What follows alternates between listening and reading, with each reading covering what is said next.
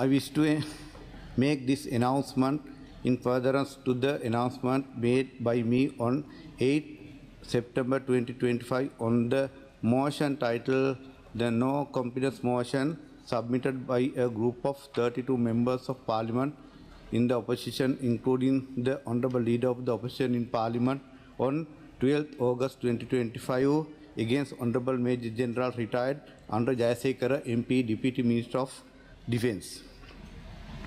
At the outset, I wish to remind this House the Standing Order 76(1), which states that the Speaker in the Parliament shall be responsible for the observance of the rules of order in Parliament, and his or her decision upon any point of order shall not be open to appeal and shall not be reviewed by Parliament except upon a substantive motion made after notice.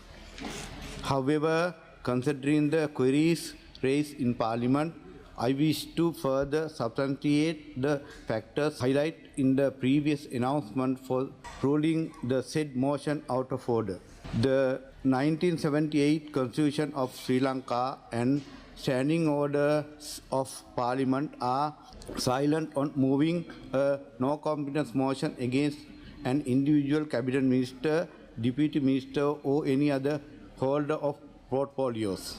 The only existing provision on no confidence motion is the Article 49(2) of the Constitution, which provides only to move a no confidence motion against a government. However, no confidence motion have been moved against the Prime Minister, individual ministers of the Cabinet of Ministers, notwithstanding the said silence in the Constitution and standing orders, thus questioning the legal basis of such precedents. It is noted that the parliamentary context, the Speaker, Deputy Speaker, Deputy Chairman of Committees, Leader of the House of the Parliament, Chief Government Whip, Leader of the Opposition and the Chief Opposition Whip are considered parliamentary officers bearers, and that a substantive motion of this nature may appropriately be brought against them. I wish to emphasize that in the international context, no confidence motion have been allowed only in respect of the Government Council of Ministers as a whole. A scheme may treatise on law, privileges, procedures and usage of Parliament, 25th edition, and M.N. Cole and S.L. Sakda, Practice and Procedure of Parliament, 8th edition. Further, M.N. Cole and S.L. Sakda highlight that a motion of no confidence can be moved only against the Council of Members as a whole and not against any individual ministers as per Indian constitutional provisions. Step into a career in business. After A-levels, join IIT. Register now. Regarding the collective responsibility of the Council of Ministers of Lok Sabha. Similarly, Article 42, 43 and 44 of the Constitution of Sri Lanka provides for the collective and individual ministerial responsibility of the Cabinet of Ministers. In Sri Lanka at present, the deputy ministers have been appointed under Article 46(1) of the Constitution to assist the ministers of the Cabinet of Ministers. However, the ministers of the Cabinet of the present government acting under Article 46(2) of the Constitution have not delegated any power or duty pertaining to any subject of function to the deputy ministers. Nevertheless, I wish to place on record that the deputy ministers function in terms of Standing Order 32(2) on behalf of the ministers in compliance of Article 46(1) of the Constitution and read with Article 74 of the Constitution.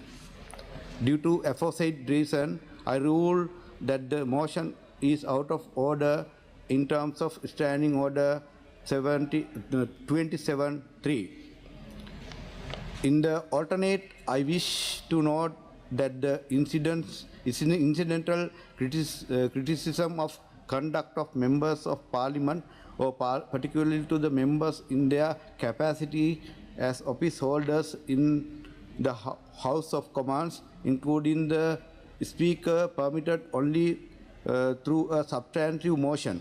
A scheme treatise on the law, privileges, proceedings and usage of Parliament, 25th edition, and the UK practice censor motion can be tabled criticizing government policy or a minister. M.N. Cole and S.L. Shraddha practice procedure and of Parliament 8th edition states that the censor motion can be moved against the Council of Ministers or an individual minister or group of ministers for their failure to act or not to act for their policy, and may express their regret, indignation or surprise of the House at the failure of the minister or ministers.